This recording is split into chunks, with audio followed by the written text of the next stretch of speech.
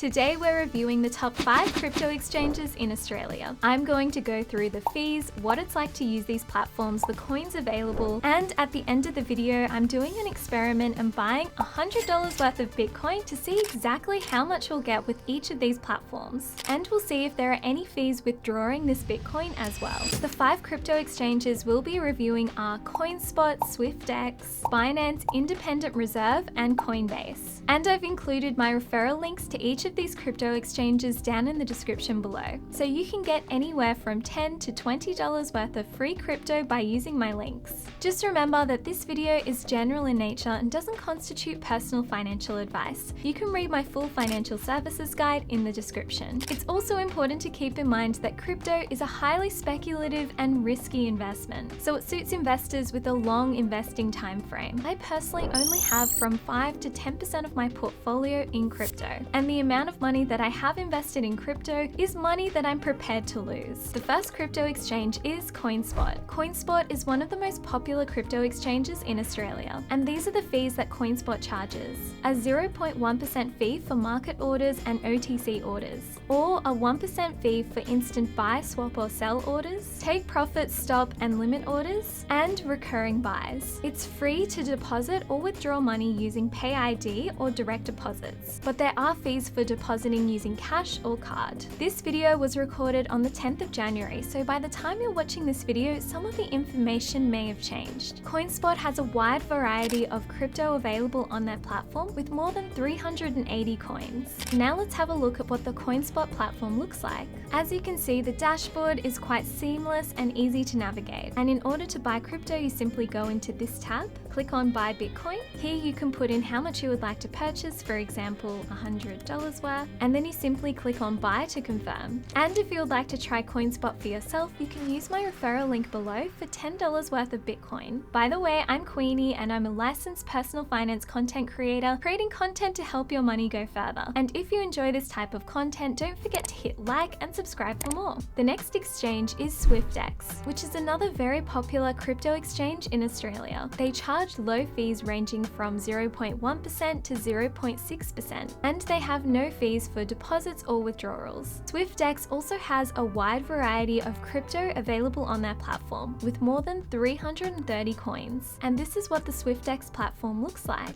In order to purchase crypto, you simply click on trade, buy. Here you can choose how much you would like to invest, for example $100, and then you simply click on review order. And if you would like to try Swyftx for yourself, you can use my referral link for $20 worth of Bitcoin. Swyftx is the platform that I personally prefer using because they do have relatively low fees compared to some of the other crypto platforms available. And I think that their desktop version and also their app are quite easy to use. The next crypto exchange is Binance. Binance is one of the most popular crypto exchanges in the world. They don't charge any deposit fees, however they may charge withdrawal fees. They charge trading fees anywhere from 0.1% to 0.7%, depending on how much crypto you're trading. Binance has a wide variety of crypto available with more than 400 coins. And this is what Binance is like to use. In order to purchase crypto, I simply click up here and then I enter the amount I would like to invest, for example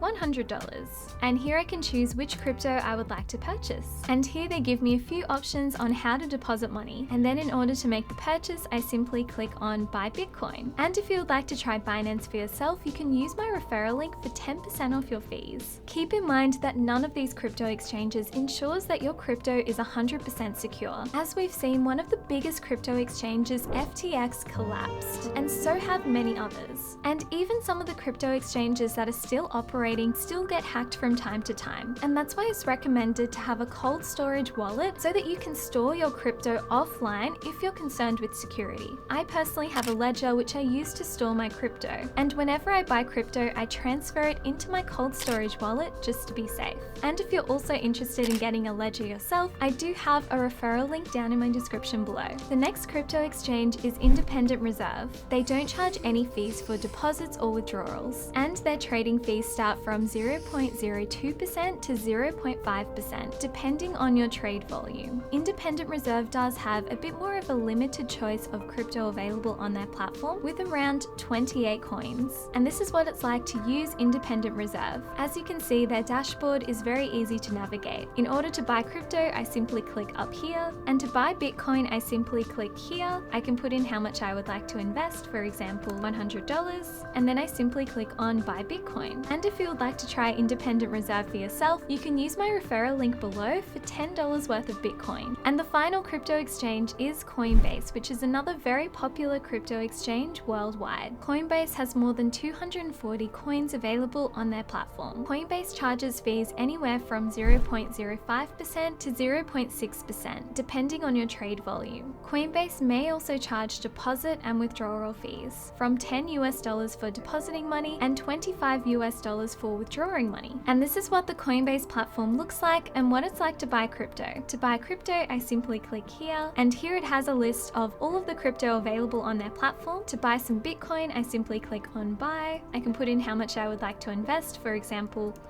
$100, and it gives me two options to deposit money into my account, either by using PayID or a BSB. And if you would like to try Coinbase for yourself, you can use my referral link down in the description below. And now, the moment you've been waiting for. If I deposit $100 into each of these accounts, how much Bitcoin can I actually buy with it? Let's find out. Hey friends, it is a new day and I've transferred $100 into each of these different crypto exchanges. So we can see exactly how much Bitcoin we can buy at the same time and how many fees are charged. I was able to easily deposit money into CoinSpot, Swyftx, and Independent Reserve. However, Binance and Coinbase were a little bit more tricky. With Binance, you have to buy instantly using PayID. Unfortunately, I wasn't able to deposit money into my Coinbase account because I have two middle names and the accounts on Coinbase and in your bank account have to exactly match in order for you to deposit money into your account. So we're just going to leave Coinbase out of this experiment.